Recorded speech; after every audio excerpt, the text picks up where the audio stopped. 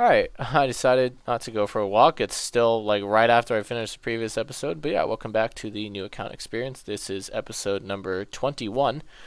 We're going to start off by doing our wetlands to try and get the hook, or the, what is it, whatever it's called. The fucking staff. There we go. Crook. I don't remember what it's like actually called. Boglin crook? Anyways, that thing. Oh shit, yeah, I want that. I'd like to do a Shatters as well to try and get our that fame bonus, the court battles. But yeah, as soon as we get a Exa or Para HP or above, anything that meets Rex, we will start doing our Exalts. We may do a couple O3s as well, because we get those for free. But yeah. I think I'm going to bring loot boost to this. Yeah, I'll probably regret it, but I'm going to probably just bring... I was going to save it for Shatters, but I decided against it. I think I'll pop loot boost in the wine cellar. Clueless. There's no... Actually, that's just a waste of like 5 minutes of our time. But it's not like loot boost really does anything for us. So, we might as well. Okay, well I shouldn't have popped loot boost there, because this is like legitimately useless to me. Like, I'll take a banner out of spite if I get it, but whatever. That's fine. Wonder who gets it first? One of the three of... Oh, between you and I'm saying one of the three of us gets at least a tier 7 this run. As to who and what, anyone's guess. But between you and I legitimately think that you're going to get the tier 7 first. Like, look at my ring. What's yours? UBHP Exa. Yeah, holy shit. Why do I still have a tier 3 HP ring? It's kind of funny. And it means more wetlands times with the fellas. Actually, I might end up doing an O3.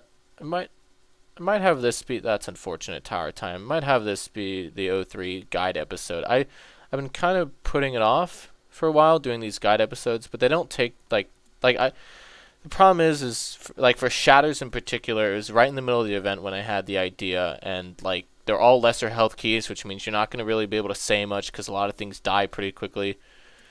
I don't know. For the O3 one, I'd really like to get all 4 mini bosses in as well. Watch out for this, just so we can... No. Yeah, just so we can like explore all of it, because a lot of people haven't seen the mini bosses either. Oh, UBHP and a blueprint. No way. Horn blueprint too. Oh, you got a horn? No way.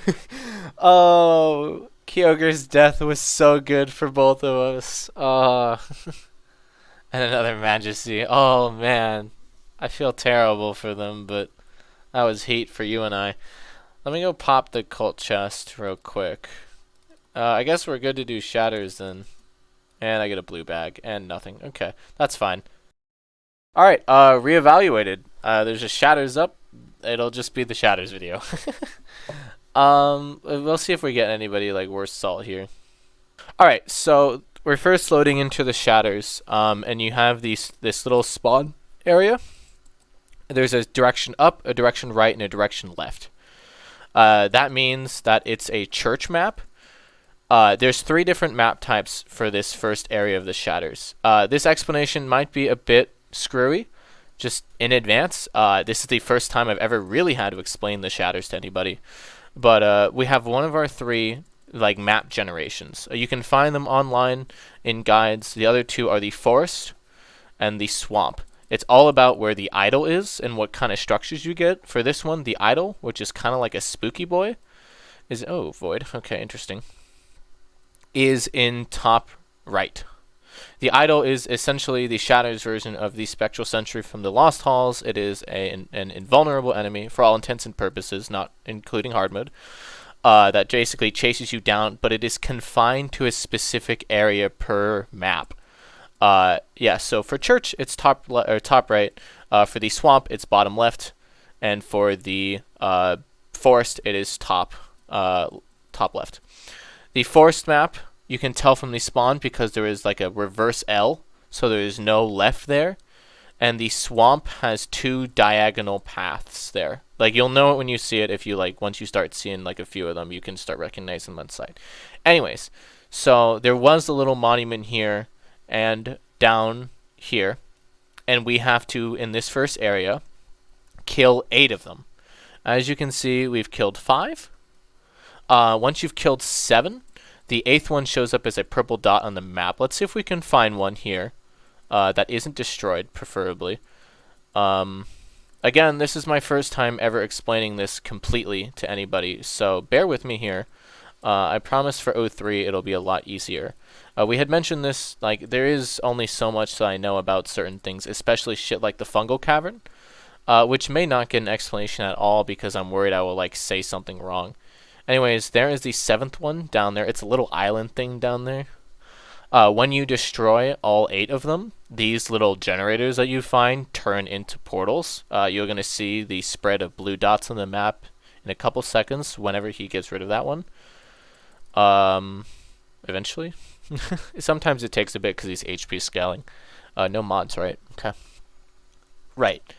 So as soon as that happens, watch out for those things. Those little bird things. Those are gargoyles. Their shots paralyze you. Do not go near those things. So anyways, you want to teleport here to where the bridge is. You can also just find the bridge somewhere on the map. The first thing you're going to want to do for the Forgotten Sentinel is you're going to want to stand top right. He has 2 major phase chains. First one starts with slashes, which is this, and the other one starts with the jump phase. We'll see if we can see the jump phase here. But each phase chain consists of 3 separate phases. So right now we have slashes. Those orange shots petrify, by the way, which goes into this slower DVD phase where he just pings around the room. And after this, he goes into this like sword rain phase at the top of the room. So each each phase chain has 3 in them, and that's this one. Anyways, so sword rain, the blue ones go down, and these red ones like sweep across. You can go topside here and move between them. You're going to want to dodge between them, though, because they slow you. At certain chunks of his health, 80, 60, 40, and 20, these towers come up. You're going to want to watch out for his health, though, especially in bigger runs. Okay, there's the reset, once again into slashes. So there you saw we got a group of 3 phases, and the 3rd one after he reset.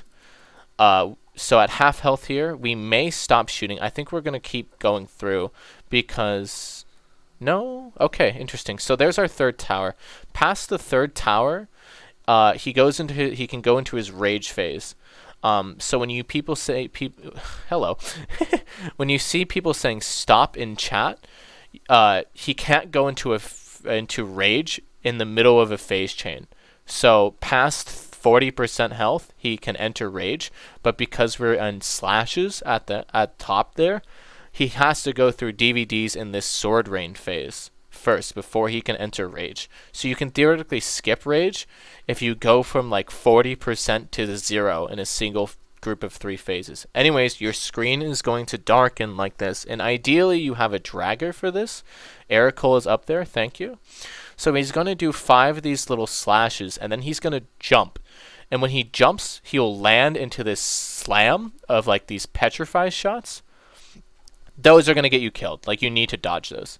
He does something similar to the DVD phase afterward, but he slams against the walls here like a pinball machine, and you're going to want to stay close to the center of the room because he only shoots against the wall. It's kind of scary with the pencils that follow him, but generally if you keep your distance, you should be fine. Now, you'll notice that the blobs have been spawning. I haven't been talking about them too much, but they are definitely there. Now, after a 3rd time that he jumps, if you'll notice, he had the first jump at the beginning of Rage, and then he had the second one pass that we didn't talk about. Now he's doing the 3rd. The important thing about this 3rd one is that he jumps twice. And that can be pretty scary. And annoyingly enough, we didn't ever see jumps. That's okay. We only saw 1 phase chain, which is slashes. The other one is the jump phase. The first phase he does instead of that slashes is he'll jump 11 times. Now there's a couple like unique things about it, but for all intents and purposes, at the start of your journey doing Shatters, you only need to worry about the fact that there's 11 of them and that you need to keep your distance. After that, he does his pencil phase in the middle of the room, and then a faster version of that DVD phase. For the pencil phase, you can stay against the wall. Just be careful because they target the group. Anyways, we will be now moving on to the castle. So for this, you're going to want, for the entrance to the castle, you're going to want to stay against the wall here. If you're on a knight or a slow class, everything that is stone or red can be stunned. It's including these gargoyles, the very dangerous ones from the first area. Everything else, yeah, it's just kind of keep your distance. Make sure you're getting damage in.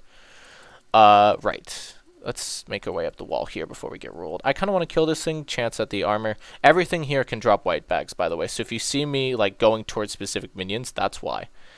So here up at the Archmage fight, we're going to have 4 splits. For the regular Shatters, you need to drag flames, like the oldest version of the halls, towards these 4 generators, but you only need 3 of them. So you're going to want to look at your wings, and they have these little signs here, and more experienced players like know which ones are better, which ones are worse. But they all have different little things. For instance, that one bottom left is a pretty good one.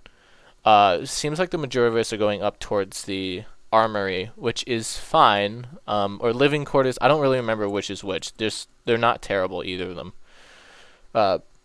There's quite a few of them. I think there's, what, 16? You think I would bother to know after how many of these things I've done? But I don't. So we'll roll with it as we go. So this enemy is very important to me. That is an Ice Warlock. That thing drops the ST Wizard Staff. We need to be very careful for that enemy behind us, by the way. That is a Gladiator. We'll talk about that more once we get to the Tablet Clear, which is the area between the King and between Archmage and King. So you see down there those 3 dots. Those are that's the flame for that area. There's specific flame types. So now we have this generator, and there's that flame circling it. You basically move it, you follow these little particles, and you have to drag the flame with you. This flame armor breaks you, but as a counterbalance, it moves on its own, so you don't need to stay next to it. Those people down there need to move with their flame. What is important, though, is that enemies can attack these little pylon things, like that. It'll warn you that it's under attack. And if they do enough damage to it, the flame will explode and you have to go back. Interesting choice to skip the bottom side. That cellar is the bottom left one. That one's pretty good. But alchemy is not terrible either. You're going to hear a lot about alchemy, especially from more experienced players, because of the hard mode Shatters, because it's essential for it. How did that ice sphere not hit me? Interesting to skip bottom left, but it's totally fine. It doesn't really matter. A lot of the wings are similar length. Once again, we're still kind of looking out for our warlocks. They drop, once again, that thing we need, the ST. It's a very good staff. We saw the Ice Warlock earlier. We could also find a Fire Warlock. They're generally just bigger. But yeah, once again, we're just going to look and see what our flames are. There's a couple enemies to look out here along the way. Nothing too dangerous. Keep your distance and let things die naturally. You kind of get a feel for what enemies do the more of these you do. We are kind of rushing through this explanation, which, again, apologies, but I'm very new to explaining this dungeon in depth. And if I wanted to do a more in-depth guide, I would probably, do something like one of those Bakura box ones. But the main goal of this is to just kind of give you a general feel of what the dungeon is like. And I am very much so winging it. So this is another important concept. These little gravestones here. If an enemy is purple like that, when it dies, it spawns that gravestone. And that means it will respawn infinitely. We're going to be teleported to the boss room, by the way, so we don't need to worry. So those enemies will always respawn. As we can see, we have 3 generators in here. There's either a blue or a red generator, and that determines our phase.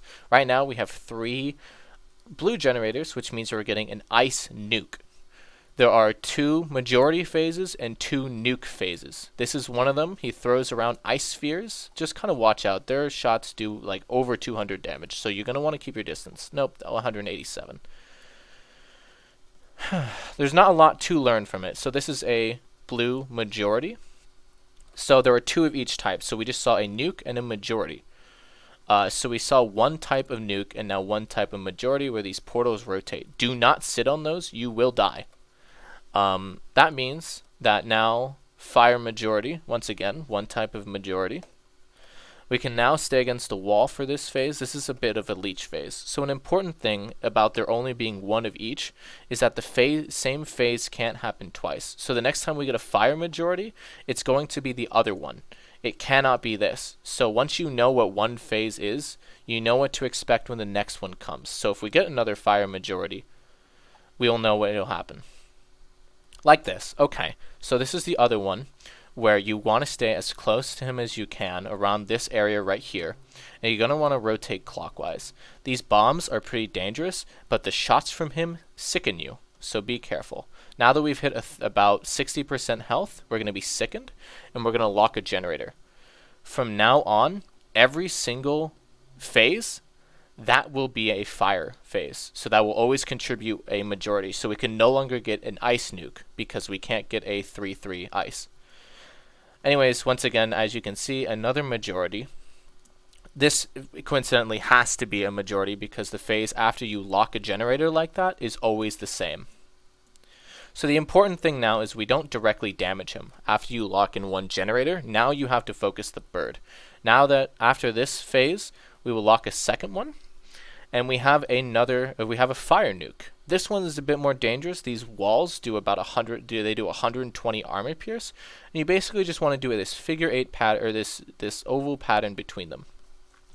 They are either horizontal like that, or vertical like that, or horizontal, the same kind of figure 8 between them, just one is, longer. Anyways, we're now going to lock our second generator, and we're about to see the other fire nuke. You tend to get a lot more fire phases than ice phases. People prefer it for reasons you'll see. So once again, we locked in a generator, which means we're now going to get a repeat phase type, but because the same phase cannot happen twice, this is the other fire nuke. Those bigger shots armor break you. I should be using the slow skull. So you're going to want to dodge those above everything else, and then those purples from the outside can do a lot of damage. So you're just going to want to kind of keep your distance, keep an eye on your character, look for any gaps between shots, and worm your way between them. Anyways, one more phase after this, and we will lock in our last generator. It's just kind of a matter of knowing where things are. Generally, how it works is you do 3 phases at the start, you lock a generator, you do 1 phase, you lock a second, then you do 1 more phase, and then you lock a third. Anyways, so once again, a fire majority, but it's too late. It doesn't matter that it's a majority because we've locked in 2 fire generators. Once you lock in this third generator, you go back to attacking the boss. You don't attack more birds. Well, you do, but you'll see here. Because your last phase, the very end of the fight, now that we're at about 10%, is your finale. There are only 2 types of finales. There is a fire finale, and there is an ice finale. As you can see, we have a 2/3 fire majority, which means we've gotten the fire finale. I think the fire finale is significantly easier than the ice finale. Some people argue separately. We've shown off the ice finale in a previous video, but it didn't get much of a spotlight. Anyways, you need to now kill both birds. Inferno can be stunned here, by the way, so I would like it if somebody would, because those shots are dangerous. So you're going to want to stay to his left. I center my screen here. You can rotate toward him, but either way, you're going to generally want to move between these walls, just moving left and right. And now you may notice something, if you're more observant, about what happened there when we got hit. We got sickened and silenced. These walls, you cannot heal through them, so it is important that you are being aware of your surroundings. So you're generally just going to want to take a deep breath, relax, and look for openings. Those bombs he throws target the group, which makes it a bit more complex, and you just need to find a good way out of your situation. It's not too bad as long as you don't panic. Congratulations. And it's nice if you're on a ranged character because you can toggle auto fire and focus the boss. It's not too bad, it just takes some practice. Anyways, here comes the scariest part of the dungeon, is the tablet clear. So as you can see, we're focusing this little rock. There are 5 tablets, as we can see from that. The amount of minions in the room will increase. At first we only had those little knights and those archers. Now we are going to get the gladiators from earlier and the horses. We need to kill those gladiators, because when those things stand still, their head of that chain armor breaks you. That's pretty dangerous when there's a lot going on. The horses are rather dangerous too, because they just kind of float around harmlessly and then they bolt at you. with these like fucking 235 armor piercing shots. Now that we've killed those little floaty shots, we need more of you guys to come down here. Now these things are spawning. In the previous episode, I had yelled about them. Those are thaumaturges. They've got low health, but they spawn in those skulls. Those skulls will deliberately chase you down and explode on you. So the difficulty in the tablet phase is managing whether or not you want to focus the tablet or the minions. As soon as the tablets die, everything in the room disappears. These last two tablets spawn together, so which makes it slightly easier to find them. You really need to look at your map for shit like that, because I didn't notice that that horse was directly underneath us, hiding behind this wall. Basically what this is not panicking, keeping your composure as a group, and being able to focus enemies. These tablets are a good source of the armors, the UT armors from this dungeon. Holy shit, that was tight. And the Forgotten Ring, which is a reskin Deca. It's like much higher drop rates than the original enemies. So we need to all swarm this tablet and kill it, but we need to focus the enemies surrounding it, because if you ignore them, you're going to get overwhelmed. This is the most stressful part of this dungeon. It's like easily the most difficult.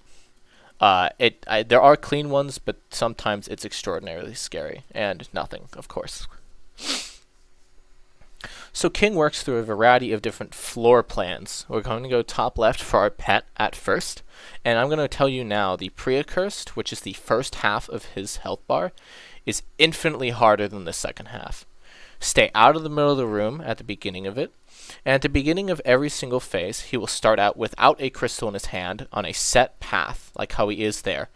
As you can see, he switched to a red crystal. Red is offensive, which means he will chase you in some way. Blue, which he just switched to, is stationary. He will not move during it, and you just have to push in against him. Greens is extraordinarily dangerous. He reflects any damage you do back at you. It's very dangerous during phases like this. And generally, yeah, if he doesn't have a crystal, he's just going wherever the fuck he wants. So the problem with Pre-Accursed is a lot of these phases are they take a lot longer and they're a lot slower. This one in particular, keep an eye on how I'm moving, where I'm doing, once again, similar to the nuke phase, I'm doing little figure eights or little loops between these two. These crystals only explode on the inner and the outer one, so that middle one is generally safer. This phase is not great for Pre-Accursed, and once again, a separate floor plan. Once now, he's going offensive against the bottom of the room, and generally, you're going to want to look out for these orange crystals. Just wherever they are, keep an eye on where they explode relative to you. Once again, he's now stationary, so he tends to kind of flicker between these. The general assumption that you can make is that the blue crystals will either slow or pet stasis you. Red will probably sicken you, and then the yellow ones just do damage. There isn't too much I can say about individual phases, besides the fact that for this one, like, general advice is for this one, these small grids, or the small rotates, stick to corners, but watch your map. We died to this phase twice on this account, so you're going to want to be ready to run as soon as he comes near you. But once again, we can we can loop between these and just keep an eye, but you don't want to stay in that corner. This is a different phase, single tentacle. If he says a line in chat at the beginning of the phase, it is not a repeat. Where did he go? There you go. He's offensive topside. He's going to do 2 shotguns during this phase, and then those smaller shots slow you. So be careful. Take any gaps between these tentacles. It's not too bad. It's generally an okay phase. He's jumping, and he'll jump to top right. He is, once again, going offensive. You can tell because he's not moving in a direct pattern. Different phase, Sicken Gardens. These things are similar to the phase we had earlier that I didn't talk too much about. They work kind of like a Wood Lab tea room where they like flash, they warn you that they're going to shoot, and then they, do actual damage. You can see it change right there. Blues here sicken you, or slow you, sorry, red sicken you, and he just went through the middle with his reflector phase. You can generally tell if it's reflectors if you're looking at the map and he's moving slower than he normally does. Once again, no text box there, so this is a repeat phase of some sort. It's a pretty good idea to keep a handle on what you have. Watch out for these orange crystals, though, because during this 5 tentacle phase, which is called that because of these 5 red crystals, they explode on 90 degrees. It is pretty easy to get sandwiched, and as you can see, he's moving slower than normal through the middle, which means he is in reflectors. He's jumping, once again, reflectors back toward the right. During certain phases, it is okay to shoot those. Watch out for these because these shots outward do damage. You're going to want to keep an eye on that. Once again, we're just going to rotate between these. Flick your eyes to your map every once in a while, see where King is, because his offensive phase, while not scary on its own, can push you into these walls, and you will die. D in chat if you're Dragon Skull. We will talk about what the Skull phase is in just a couple minutes. Hopefully a couple minutes. We're getting pretty bad phases. Repeat phase of some sort. Walled gardens. Okay, we had this earlier. This is one of the most dangerous parts of the fight. You'll note that these converge in the center of the room. Watch out for this offensive phase. Each one of those shots pet stasis you and does around 150 damage apiece, so you can die very quickly. Especially in conjunction with this stationary where he slows you. We have not been pushing in because I've been too busy talking. That's a bit shitty of me. Anyways, once again, another repeat phase. It's single tentacle. Watch out for that linear path. That's what they're called, by the way. Not set path. Some people call them set paths. I mostly call them linear. The chandelier does a bit of damage there. Once again, slows into a stationary. Now you kind of get the gist. You know, he just kind of cycles between offensive, which is the red crystal, defensive, which is the blue crystal, set paths, and reflectors. And that's kind of it for pre-accursed. Once again, these white shots will do damage, so it's best for this small rotates to go into the corners. We haven't seen too many of the good phases. There are 6 pre-accursed phases, if I'm thinking about that right. We haven't seen either of the grid phases, which are, you know, both not too terrible. He just kind of, you know, fucks around between them. You kind of get a feel for what each of them do the more of these you do. That's why I think Shatters is genuinely easier to learn than 03, because it has a lower learning curve. There is just less to memorize. It seems overwhelming at the start, but once you see that, you know, he only does 4 major attack types, and once you kind of know what each of them do, like, you know, oh, if he's going offensive, he's going to run at you. It gets a lot easier to, like, predict what he's going to do, and the difficulty is just kind of accommodating your surroundings. Like, right there, we just looped around the crystal because we knew it wouldn't shoot yet. So the difficulty is just getting comfortable with your surroundings in this fight. Once again, this one can be pretty dangerous. The reflectors are fine to shoot here. Do not shoot reflectors during the other one with those crystals spin around the outside. You will die. Like, each of their shots do 200 and it fills your screen. But generally, the most dangerous thing is, surprising nobody, the offensive phase. Anyways, Traitor, Fiend, he's going to turn into this giant skull. Let's see if we can get a good look at it. And it's going to either chase the group or ideally someone who drags it. Those blue shots from it armor break you, which is not good at all. Speaking of which, we need to kill all these purple dots on our map, the eyes, and if you saw, I was briefly sickened there because the smaller ones will flash and explode like the blob bombs. Anyways, he is now the accursed king. After every phase, you're going to reset to the bottom of this carpet. Every single phase, like that skull, is going to be dragged up the left wall. Niels, this is a pretty good accursed phase. Watch out for his little shades here. Those banana shots, those will slow you in every phase. Now, they are kind of fucking this up because every single phase should be, oh, that's not very nice. Okay, that's charming.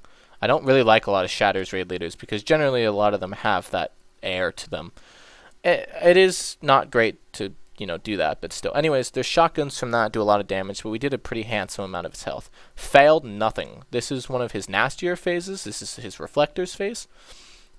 You'll notice that his demeanor kind of changes now. There is no offensive, defensive, you know, like true, like floor plans. Each one of them is their own one. So this is his reflector phase, Abyss, and whatever are his, here we go, here's Abyss and Niels are his offensive, you know, linear path, could be argued that it's fears. Anyways, Abyss is a particularly unique phase in that you need to stand close to him, because you see those crags coming up from the floor. Let's see if we can get a good look at them.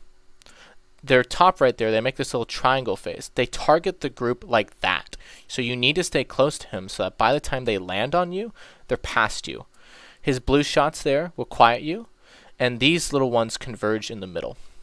Now, 2 of his phases are damage cap phases, so you can't do any more than 10% of his health in either Abyss or his stationary phase, which is Know Your Place. Now, the important thing is you're going to want to watch his health, because around a third of the way through, around 30%, you're going to go to Patience. Now, you may have heard, if you're new to Shatters, about Patience. It is the great equalizer. We're going to switch to Solace for it, just in case, and our tier 5, because a general strategy is you're going to want as much health as possible. Now, at the end of the phase, the shade is not jumping away, it is staying still. You're going to want to now zoom in your screen by 1 tick. It's generally recommended.